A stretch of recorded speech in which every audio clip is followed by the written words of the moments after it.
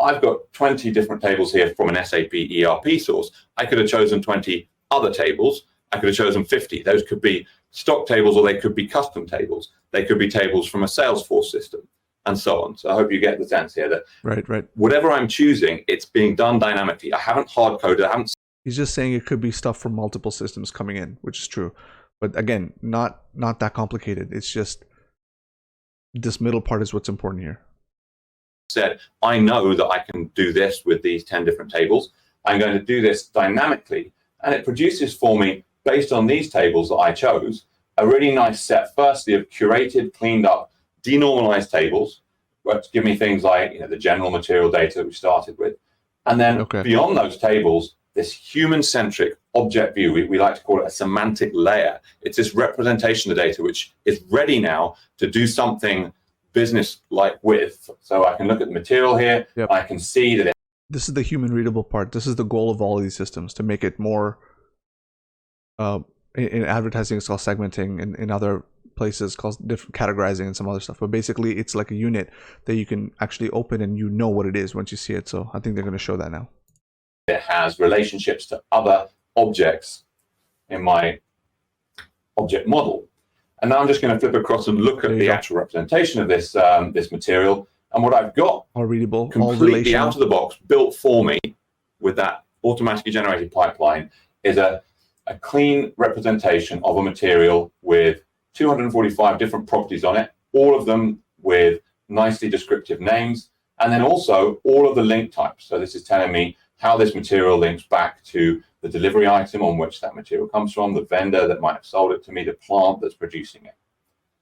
So ultimately, what we've looked at here is how we, for, in this case, SAP, but for any of the other systems we support as well, rapidly discovered the data, found that data in a matter of moments, a few clicks, and also from there explored around that data as well to find things relevant, not just to where I was starting, but things I might need to bring in that will allow me to expand on my use case.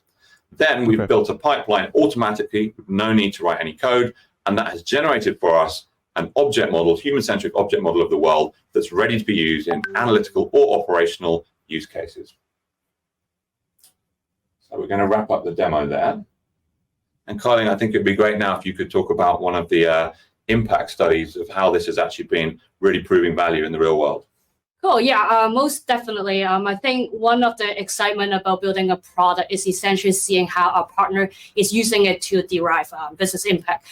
So taking an example of one of our partner, which is oil and gas multinational, they were actually able to use Palantir HyperAuto to integrate more than 5 different legacy ERP systems and integrate more than 300 tables within a matter of weeks.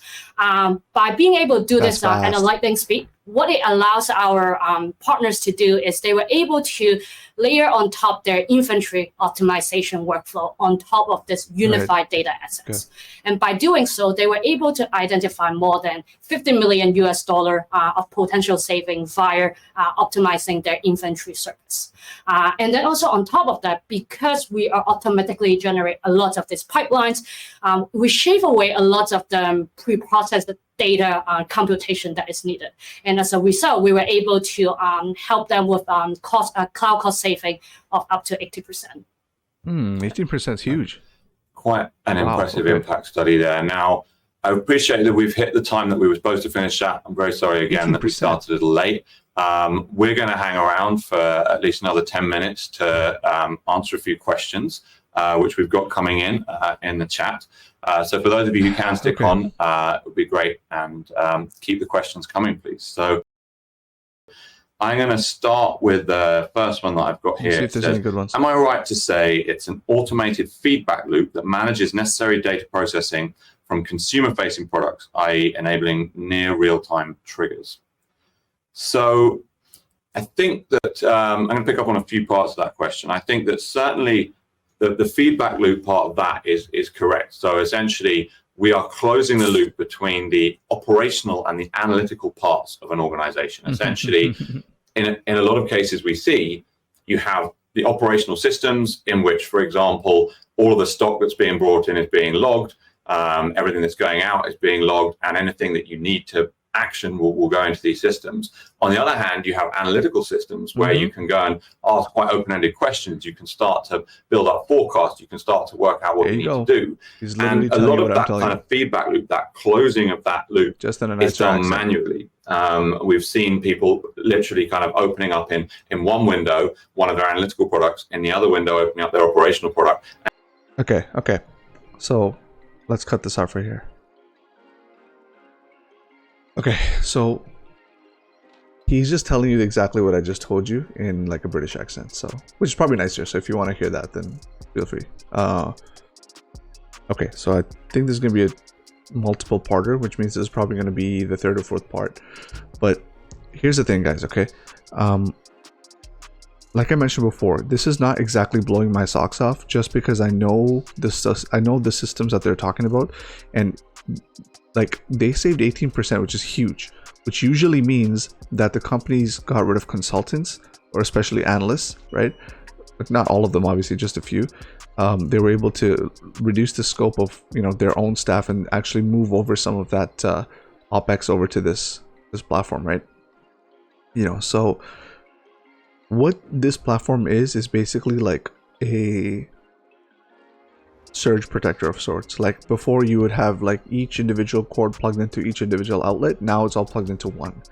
I think what they've done, if I'm not mistaken, a lot of oil and gas companies use legacy software. So things like I showed you SSIS, SSAS from Microsoft.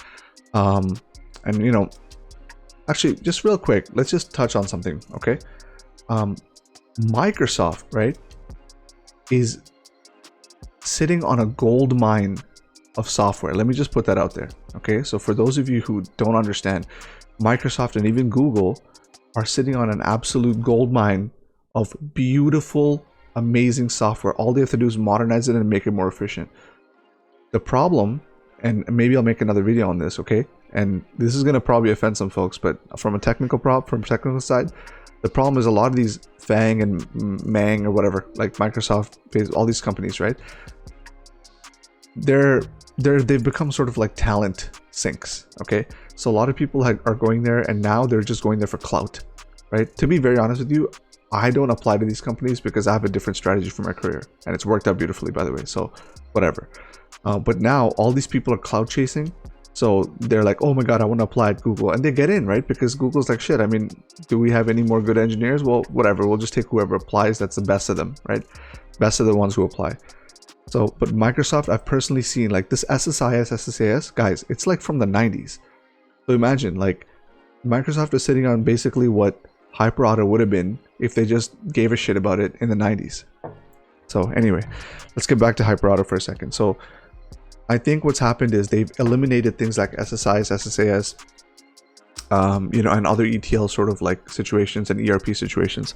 So they've taken, and if they haven't eliminated it, they've taken the main process of these external products and piped it all into one platform, which is this. So the end result, and like basically the meat and potatoes of all those products, they've cut it off.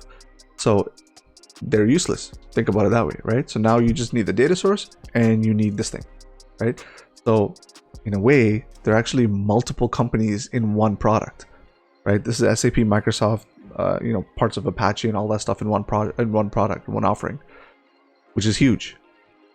The question is going to become, are all their inference models and all like the modeling that they're using to display in the front end, is that going to actually help other clients? Because here's the thing, right? When you develop something like this, and I've developed something like this on a small scale, you work with some kind of like a customer or client, okay? You have a general partnership where the company says, okay, I'll give you a discount on this, you pay me a little bit up front, we'll start an R&D project, right? And very oftentimes this goes on for like months, if not years. So it's a good thing that they got it done short. But on top of that, what happens is you have only their data, right? Do you guys see the problem here? You only have their data, so you can model everything for their data. Now, the thing is, even still, it takes a long time to actually get their entire thing up and running. The fact that these guys could have done it in a matter of a few weeks is really, really good. And that's what I was looking for. That's what I'm looking for. Because the thing is, startup time is huge for companies. Okay, you guys don't get it. Like this stuff is the beginnings of projects are where projects go to die.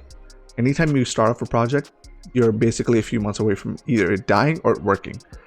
So that stuff is huge. I'm looking for that. And that's a huge thing. That's a huge indicator for me that I'm right about this company and this product. Now, the other stuff kind of scares me, just the fact that it's not too tricky.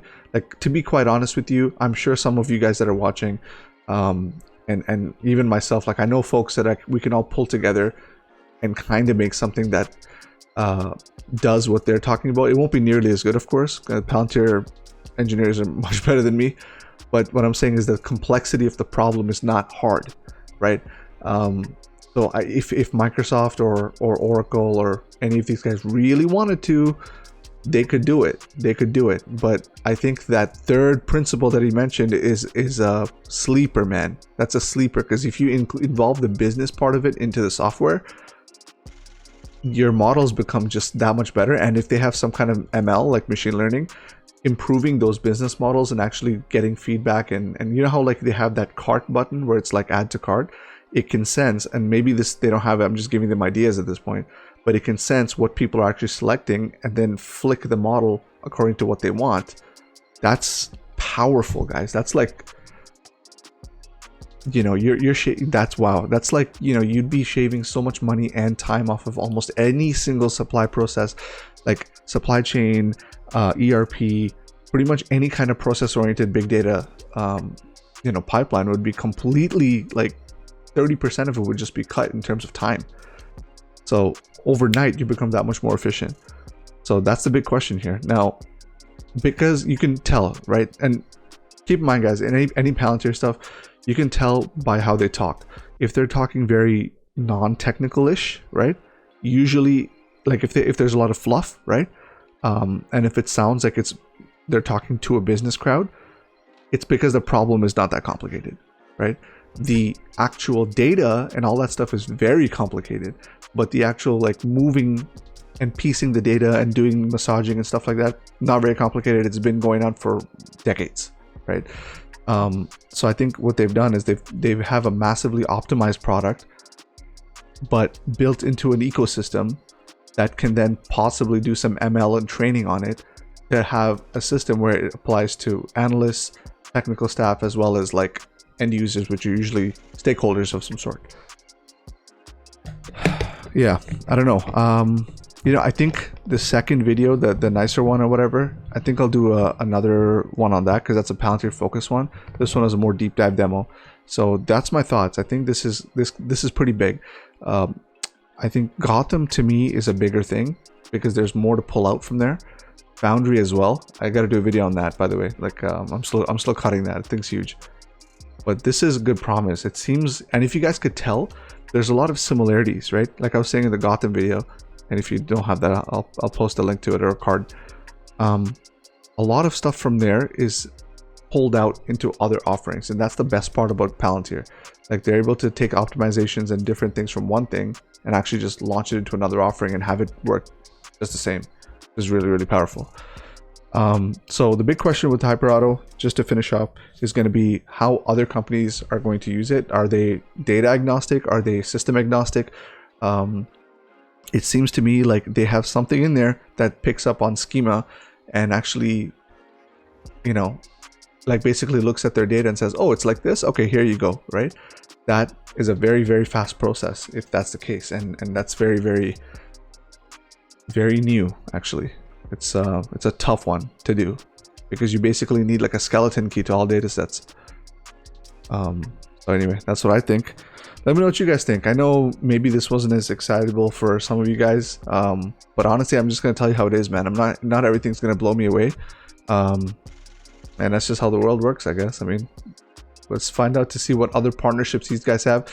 If you're using HyperAuto as a bullish thing for your investment thesis, I would highly suggest you follow up and see what other clients they use. If they continue just using oil and natural gas like type of like clients, you know, right? Because the problem is similar. Their data sets will look somewhat similar. But if they go from like oil and gas all the way to like, I don't know, agricultural or something like that, right? That's that's quite large. That means that's confirming that there's some kind of ML, machine learning models that help in this whole process, which is like a whole nother thing altogether, right? For them to be agnostic is why I invested in this company. So just if this is a bullish factor, remember, just look to see what kind of clients they're onboarding for this product. So that's what I would say.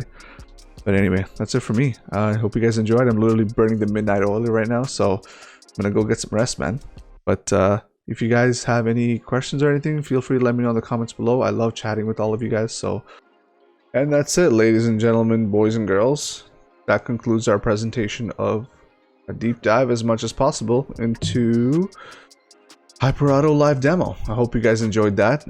Hopefully you guys can draw some good insights from it. Just keep in mind, I'm not exactly a total expert. I do know what I'm doing in terms of some stuff, but I don't work at Palantir, so very important to take what I say and do your own research and form your conclusions from that, okay?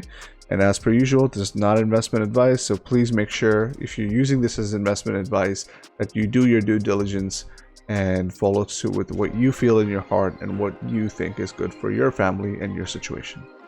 That's all I got. I'll catch you guys in the next one. Peace.